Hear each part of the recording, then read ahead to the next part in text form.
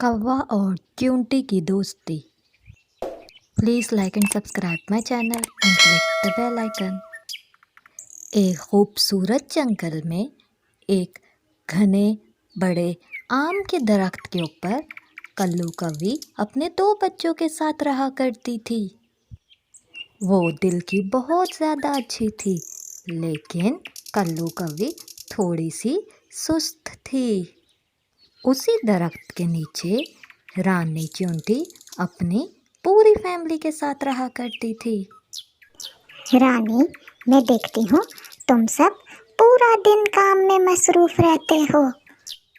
कभी थोड़ी देर आराम भी कर लिया करो। कौवी बहन, हम आने वाले दिनों के लिए भी खाना जमा करके रखते हैं, क्योंकि मौसम तो एक जैसा नहीं रहता। इसलिए बचत बहुत ज़रूरी है। अगर हम बचत नहीं करेंगे तो ख़राब मौसम में क्या खाएंगे। और मेरी प्यारी बहन, बचत के लिए मेहनत ज़रूरी होती है, इसलिए हम सब मेहनत करते हैं। कभी बहना, मैं तुम्हें भी यही मशवरा दूंगी कि तुम भी आने वाले कल के लिए अभी से बचत मेहनत करके रखो। मेरी बहन, हमें जब भूख लगती है तो हम उसी वक्त खाना खाते हैं और फिर आराम करते हैं। हमसे तो ये बचत नहीं होती और हम आने वाले कल के लिए बिल्कुल परेशान नहीं होते। जो होगा देखा जाएगा। मेरी बहन, मेरी बात मान लो। अगर कल को मौसम ख़राब हुआ और तुम बाहर ना जा सकी तो खुद क्या खाओगी और अपने नन्हे नन्हे बच्चों को क्या खिलाओगी। मेरी बहन, हम तो उड़ सकते हैं। हमें जब मौका मिला हम बंदोबस्त कर लेंगे। तुम हमारे लिए परेशान तो बिल्कुल भी ना हो। वक्त यूं ही गुजरता रहा और जंगल में गर्मी के मौसम के बाद बरसात का मौसम आने लगा। पूरे आसमान में काले काले बादल छाए हुए थे।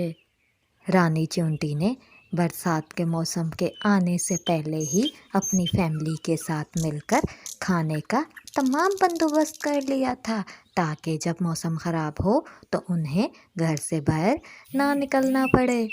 तमाम के तमाम च्यूंटियाँ बारिश आने से पहले पहले लगातार अपना खाना जमा कर रही थीं। दूसरी तरफ कल्लू कौवी अपने दोनों बच्चे और अपने शौहर के साथ आराम के साथ दरख्त के ऊपर आराम कर रही थी। रानी च्यूंटी भी बहुत ही पागल है। हमेशा आने वाले वक्त के लिए परेशान रहती है। खुद भी आराम नहीं करती और फैमिली की बाकी च्यूंटियों को भी आराम नहीं करने देती। बेचारे, मुझे तो इन पर तरस आता है। हा हा हा हा। थोड़े से बादल क्या देख लिए इन चींटियों ने, ज्यादा ही परेशान होने लग गई हैं। अभी तो ठीक से बादल जमा नहीं हुए। बरसात होने में अभी मुझे लगता है 2-4 दिन और लगेंगे। इसलिए बारिश होने में अभी तो काफी वक्त रहता है। कल्लू कौवी और उसके शौहर की तमाम बात वहाँ से गुजरती रानी च्यूंटी ने भी सुन ली। कवि बहना, मौसम का तो कोई भरोसा नहीं होता, इसलिए वक्त पर ही अपनी तैयारी कर लेनी चाहिए। आज का काम कल पर कभी नहीं छोड़ना चाहिए। अगर वक्त पर काम कर लिया जाए तो उसमें बुराई ही क्या है। मेरा तो अभी भी तुम लोगों को यही मशवरा है कि अपने खाने का बंदोबस्त कर लो। मौसम का कोई भरोसा नहीं है। ठीक है चुंटी बहना, मैं 2 दिन बाद तुम्हारे मशवरे के बारे में सोचूंगी। अभी तो मैं 2 दिन बिल्कुल आराम करूंगी। मेरा कोई मूड नहीं है काम करने का। आज करें सो कल करें, कल करें सो परसों। इतनी जल्दी क्या पड़ी है जब जीना भी है परसों। कौवे ने भी रानी च्यूंटी की बात को मजाक में उड़ा दिया। फिर उसके बाद दोनों मियाँ बीवी आराम करने लग गए। दूसरे दिन सुबह सवेरे ही तेज बादल गरजने लगे और देखते ही देखते तेज बारिश शुरू हो गई। कल्लू कौवी ने इतनी जल्दी बारिश के बारे में बिल्कुल नहीं सोचा था। अब वो खाने की तलाश में बाहर भी नहीं जा सकती थी, क्योंकि बारिश बहुत ज़्यादा तेज़ हो रही थी। बारिश थी कि रुकने का नाम ही नहीं ले रही थी और उनके पास खाने को कुछ भी नहीं था। यहाँ तक कि कल्लू कव्वी के नन्हे नन्हे बच्चे भी भूख की वजह से रोने लगे थे। सुने जी, बारिश तो रुकने का नाम ही नहीं ले रही है। हम दोनों तो भूख बर्दाश्त कर लेंगे, लेकिन ये नन्हे नन्हे बच्चे भूख कैसे बर्दाश्त करेंगे। रानी चींटी हमें ठीक मशवरा दे रही थी, लेकिन हमने अपनी सुस्ती की वजह से उसकी नहीं बात मानी और आज हम पछता रहे हैं और हमारे नन्हे नन्हे बच्चे रो रहे हैं। मुझे कुछ समझ नहीं आ रहा कि अब हम क्या करें। बरसात तो रुकने का नाम ही नहीं ले रही है।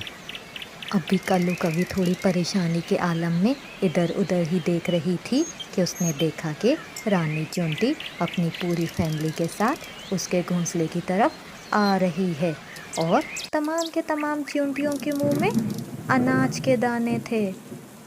सबसे आगे रानी चींटी चल रही थी और बाकी सारी फैमिली उसके पीछे आ रही थी।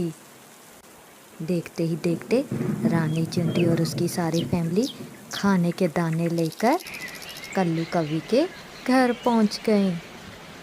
कल्लू कव्वी और उसका शौहर हैरानी से उन्हें देखने लगे। ये लो मेरी बहना, ये खाना तुम भी खाओ और अपने नन्हे नन्हे बच्चों को भी खिलाओ।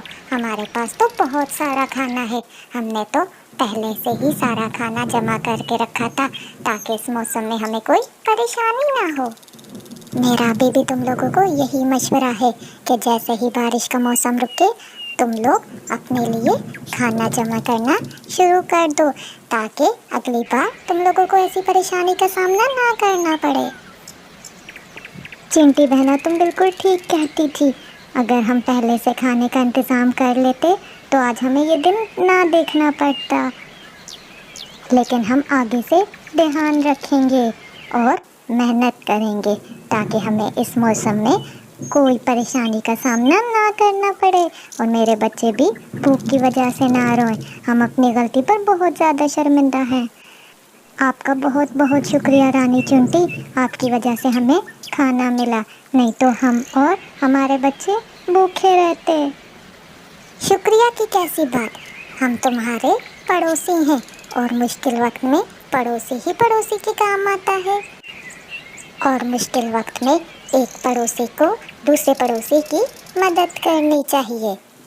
और मुझे और मेरी फैमिली को इस बात की बहुत ज़्यादा खुशी है कि मुश्किल टाइम में हमने तुम्हारी मदद की और तुम लोगों को भी नसीहत मिल गई कि आने वाले दिनों में तुम अपने लिए खाना जमा करके रखोगे।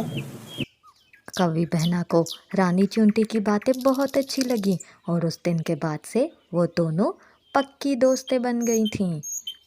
कुछ वक्त यूं ही गुजर गया। एक दोपहर एक मगरमच्छ उसी दरख्त के नीचे से कीड़े मकोड़े खा रहा था। मगरमच्छ कीड़े खाता खाता रानी चींटी के घर के पास पहुंच गया। कल्लू कव्वी, जो कि दरख्त के ऊपर बैठकर ये सारा माजरा देख रही थी, उसने चिल्लाकर रानी चींटी को आवाज़ दी। रानी चींटी, बाहर मत निकलना और अपने साथियों को भी बाहर ना निकलने देना। बाहर एक खतरनाक मगरमच्छ घूम रहा है जो कि तुम्हारा बाहर निकलने का इंतजार कर रहा है कि जैसे ही तुम लोग बाहर निकलो तो वो तुम लोगों को खा जाए। जब तक मैं ना कहूँ बाहर ना आना, मैं कुछ करती हूँ। कल्लू कव्वी ने फौरन से अपने शौहर को साथ लिया और उस मगरमच्छ के सामने चले गए। ए मगरमच्छ, तेरी हिम्मत कैसे हुई कि तू हमारे दरख्त के पास आया? चुपचाप यहाँ से फौरन से चला जा, नहीं तो मुझसे बुरा कोई नहीं होगा। यहाँ हमारी सहेली अपनी फैमिली के साथ रहती है और तू उनको नुकसान नहीं पहुँचा सकता। फौरन से यहाँ से चला जा। मैं तो यहाँ घूमने टहलने आया हूँ, थोड़ी देर बाद यहाँ से चला जाऊँगा। तुम लोगों को क्या मसला है? मुझे तो बहुत ज़ोरों की भूख लग रही है।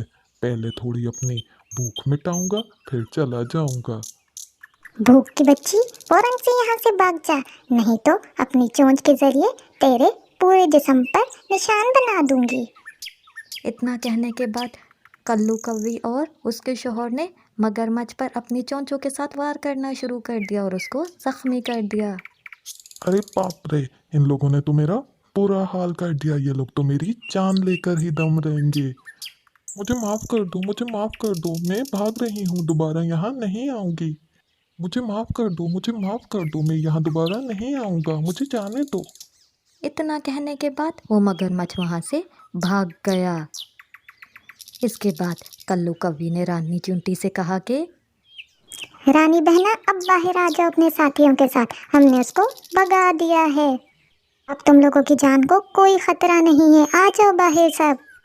इसके बाद रानी चुंटी अपने साथियों के साथ बाहर आई और कल्लू कव्वी का शुक्रिया अदा करने लगी। बहुत बहुत शुक्रिया कवि बहना, तुमने मुश्किल वक्त में हमारी मदद की। अरे बहना, शुक्रिया कैसा, ये तो मेरा फर्ज था। इसके बाद कल्लू कव्वी, उसके शौहर, उसके 2 नन्हे बच्चों, रानी चुंटी और उसके तमाम साथियों ने मिलकर पार्टी की।